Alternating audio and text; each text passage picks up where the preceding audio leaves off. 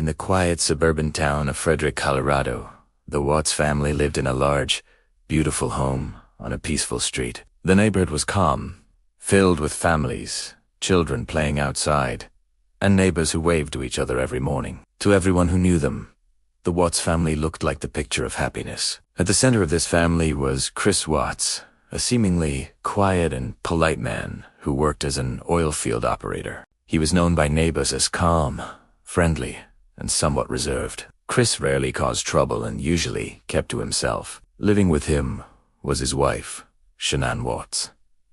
Shanann had a very different personality. She was energetic, outgoing, and loved sharing moments of her life online. Through social media, videos, and posts, she often showed the happy moments of their family life. Together, they had 2 young daughters, Bella and Celeste. The girls were cheerful, playful, and full of energy.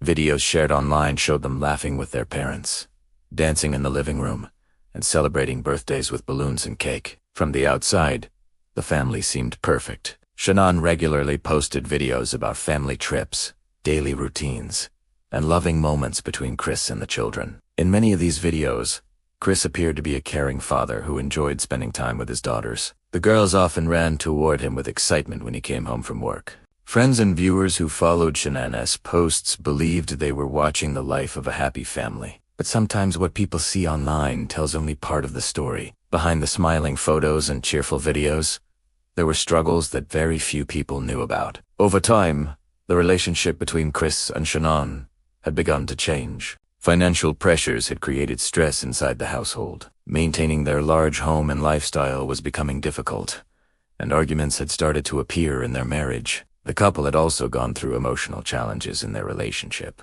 While Shanann remained optimistic and active on social media, Chris became increasingly distant. Friends later described that Chris seemed quieter than usual during the final months of their marriage. At the same time, another secret was forming. Chris had started communicating with a woman he met at work. What began as a simple friendship slowly turned into a romantic relationship. This secret relationship was something Shanann did not know about. While Shanann continued sharing happy family moments online, Chris was living a completely different reality in private. Their marriage had reached a point where both of them were feeling tension, but Shanann still hoped things could improve. She believed their family could overcome their struggles and return to the happiness they once had. In fact, Shanann was pregnant with their 3rd child. She believed that the new baby might bring the family closer together again. But Chris had already begun thinking about a different future. A future that did not include his wife or his children. The quiet neighborhood in Frederick had no idea that a tragedy was slowly approaching. Neighbors continued their daily routines, unaware that, behind the doors of the Watts house,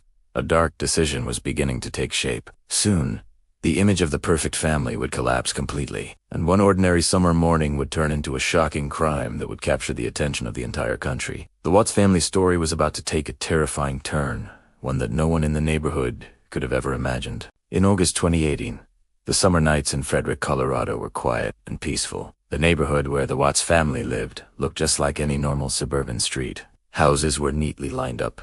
Children played in the yards during the day, and the nights were calm. But on the night of August 12, 2018, something important happened. Shanann Watts had just returned home from a business trip. She arrived very late, around 2 a.m., after traveling for work. A close friend had dropped her off at the house. Security camera footage from a neighbor later confirmed her arrival. Shanann quietly entered the house while the neighborhood slept. Inside the home, her husband Chris Watts and their daughters were already there. At that moment, nothing looked unusual from the outside. But inside the house, something serious was about to happen. The next morning, the quiet neighborhood woke up like any normal day. People went to work, children prepared for school, and the streets slowly filled with morning activity. However, something strange was happening inside the Watts home. Shanann and her daughter suddenly disappeared. At first, no one noticed anything unusual, but later that morning, Shanann missed an important doctor's appointment. That was very unlike her. She was known for being organized and responsible. Her phone was also not answering any calls or messages. Soon, her close friend began to worry. Shanann normally responded quickly to texts, especially when she had plans during the day. After several attempts to contact her failed, the friend decided to visit the house. When she arrived, she noticed something unusual. Shanann's car was still parked in the garage. If Shanann had left the house, she would have taken the car, but it was still there, exactly where it had been the night before. The friend became deeply concerned and decided to call the police for a welfare check. Soon, officers arrived at the house to investigate. When they knocked on the door, Chris Watts eventually came outside to speak with him. He told the officers that his wife had taken the children and left the house earlier that morning after an emotional conversation. According to Chris, Shanann had been upset and possibly went to stay with a friend, but something about the situation didn't make sense. Inside the house, several things were discovered that raised suspicion. Shanann's phone was still inside the home. Her purse and personal belongings were also still there. Even the children's car seats remained in the vehicle. For a mother with 2 small children, leaving without these items seemed extremely unusual. The officers and Shanann's friend began to feel that something was very wrong. Meanwhile, Chris tried to remain calm, but his behavior appeared strange to some of the people around him. As the investigation slowly began, neighbors started to gather outside the house, watching as police moved around the property. One neighbor later mentioned something important. He told officers that his home security camera faced the Watts driveway. That camera might have captured activity from early that morning. When investigators reviewed the footage, they saw something that would become a critical part of the case. The video showed Chris Watts backing his truck into the driveway very early that morning. For several minutes, he walked back and forth between the house and the truck, loading items into the vehicle. At the time, he told investigators he was preparing tools for work. But detectives watching the footage began to feel suspicious. Something about the way he moved seemed unusual. The peaceful neighborhood of Frederick had suddenly become the center of a growing mystery. Where was Shanann? Where were the children? And the truth hidden inside the Watts home was far darker than anyone could imagine. By the afternoon of August 13th, 2018, the quiet neighborhood in Frederick, Colorado had changed completely. Police cars were parked along the street, and neighbors had gathered outside, whispering to each other with concern. What had started as a simple welfare check was quickly turning into a serious investigation. Inside the Watts home, officers searched for any clue that might explain where Shanann Watts and her 2 daughters had gone. But the more they looked, the more unusual the situation seemed. Shanann's phone had been left behind. Her purse was still inside the house. Even the girls' medications and personal belongings were untouched. For a mother who supposedly left the house suddenly, this behavior made little sense. Meanwhile, Chris Watts tried to act like a worried husband and father. He spoke calmly with police officers and answered their questions. But investigators began noticing small details in his behavior. He appeared unusually calm for someone whose pregnant wife and 2 children had just vanished. While many people react with panic, fear, or strong emotions in such situations, Chris's responses felt strangely controlled. Later that evening, Chris agreed to speak with the local media. Standing outside his home, cameras pointed directly at him as he asked for help finding his family. With his hands clasped together and a serious expression on his face, he told reporters he just wanted his wife and daughters to come back home safely. He said he missed them and hoped they would return soon. The interview quickly spread across television and social media, but something about it felt strange to many viewers. People watching the video began commenting on Chris's body language. Some noticed that he swayed slightly from side to side.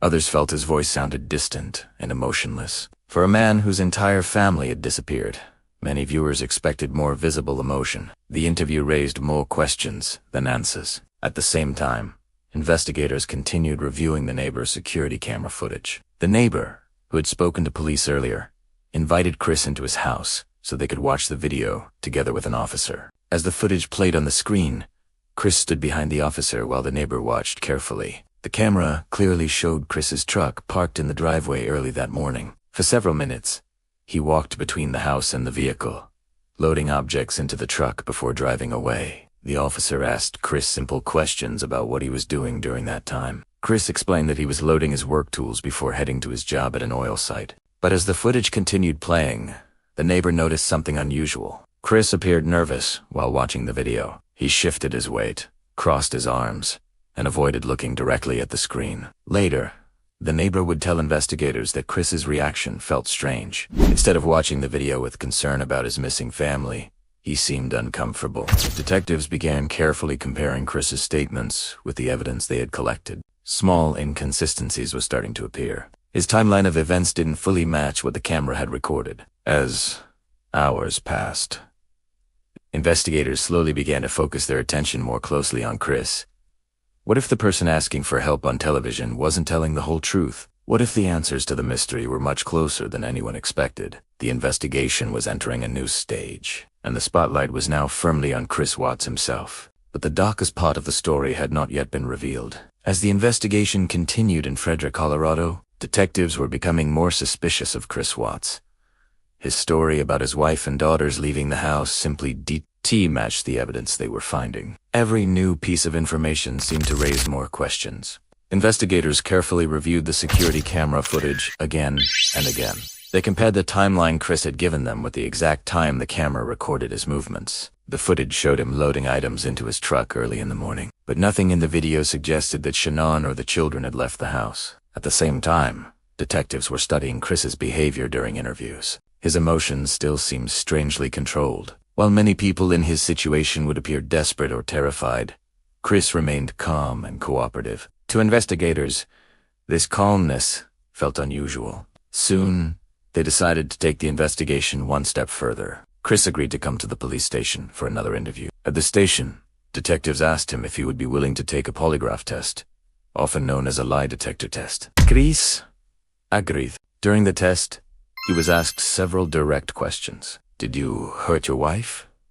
Do you know where Shanann is? Did you cause the disappearance of your daughters? Chris answered no to every question. But when the test was finished, the examiner gave the detectives important information. Chris had failed the polygraph test. According to the results, his answers showed signs of deception. When detectives returned to the room, they calmly told Chris that the test indicated he had not been truthful. At first, Chris tried to maintain his original story, but the investigators continued pressing him. They explained that the evidence was starting to point toward him, and that the truth would eventually come out. For several minutes, the room remained quiet as the detectives waited.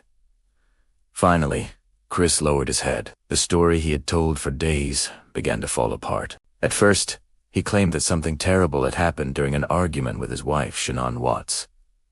According to this version, he said Shanann had harmed the children during a moment of anger, and he reacted violently afterward.